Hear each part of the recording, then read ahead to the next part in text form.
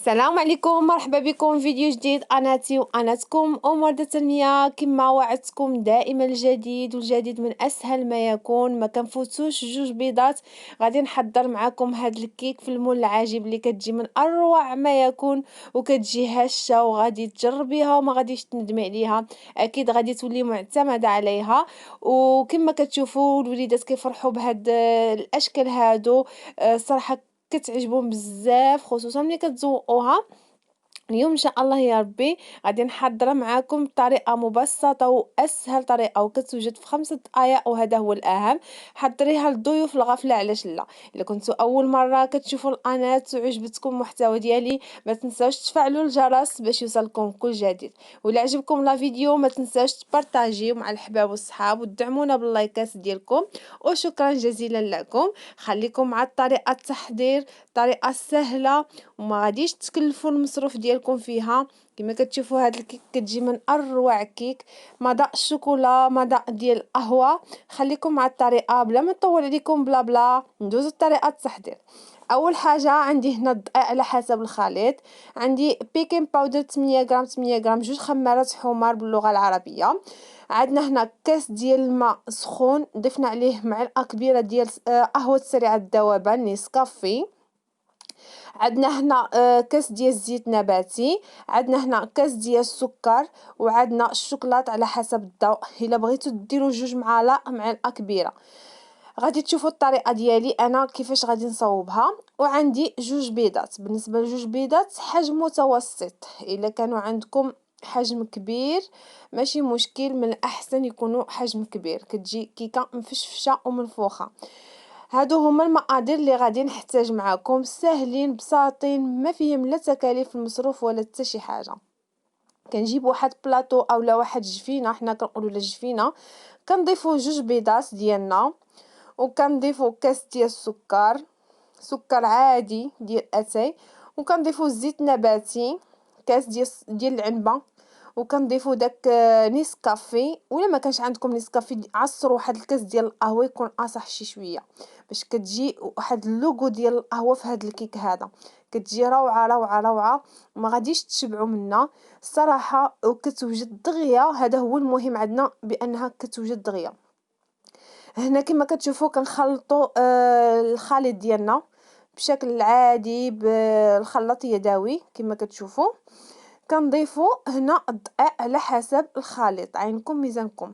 غادي تضيفوا جوج كيسان ديال الدقيق، اكيد غادي تهز جوج كيسان فقط. يعني انا بالنسبه للدقيق عندي كل مره وكيفاش كناخذو، مره كيشرب مره لا. على داكشي عينكم ميزانكم. الكيك ديالنا ما تكونش خفيفه وما تكونش ثقيله. هنا كما كتشوفوا انا ضفت جوج معالق ديال الكاكاو المور، يعني الشكلاطه غابره.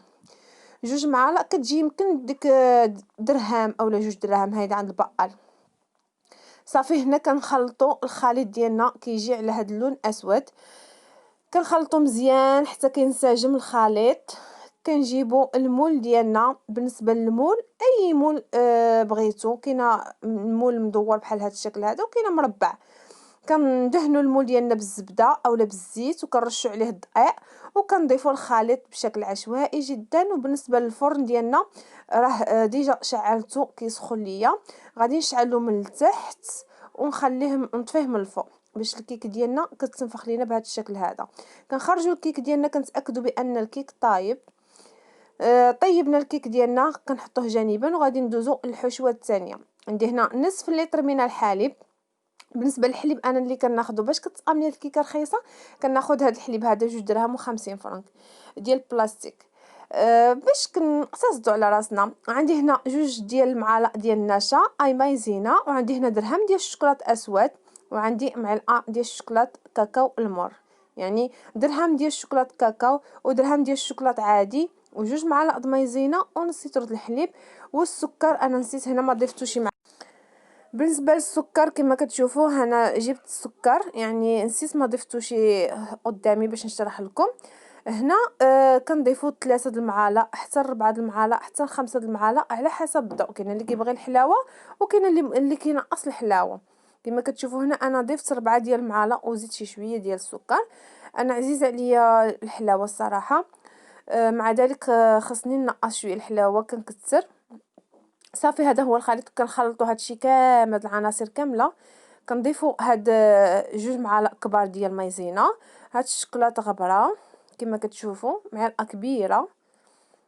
الصراحة ساهلة، ساهلة جدًا، جدًا، وكنخلطوا هاد المقادير، كنخلطوها مزيان وكنحطوها على النار. بالنسبة للكيك ديالنا فاش قلبناها كما كتشوفوا كتجي هاشة مازال سخونة، كتجي كتذوب في الفم الصراحة، ما غادي نسقيها ما حتى شي حاجة حيت هي أصلًا ديجا رطبة عندنا، هانتوما شوفوا كتجي خفيفة وكتشهي الصراحة. هذا هو المول ديالنا فاش كندهنو ما كتلصق ما حتى شي حاجة. والخليط ديالنا على البوطة، النار يكون هادئ، ضروري النار تكون هادئة. ملي كتشوفوا الخليط ديالكم بدا كيتقل كتضيفوا عليه داك درهم ديال الشكلاط، يعني 5 ديال الحبات ديال المربع ديال الشوكولاتة أسود. صافي كنخلطوا بحال هاد الشكل هذا كما كتشوفوا. هنا انايا شاده التليفون بيدي كنصور به وفي نفس الوقت واحد اللي يتخدم معاكم.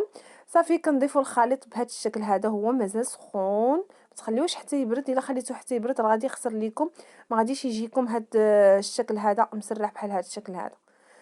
صافي بهاد الطريقه هذه كما كتشوفوا انا هنا الخليط ديالي صراحه زربت عليه بانه سخون، هكا احسن باش كتجي التورته ديالنا او الكيك ديالنا كتجي مالصه، يعني بحال هاد الشكل هذا عجباني انا.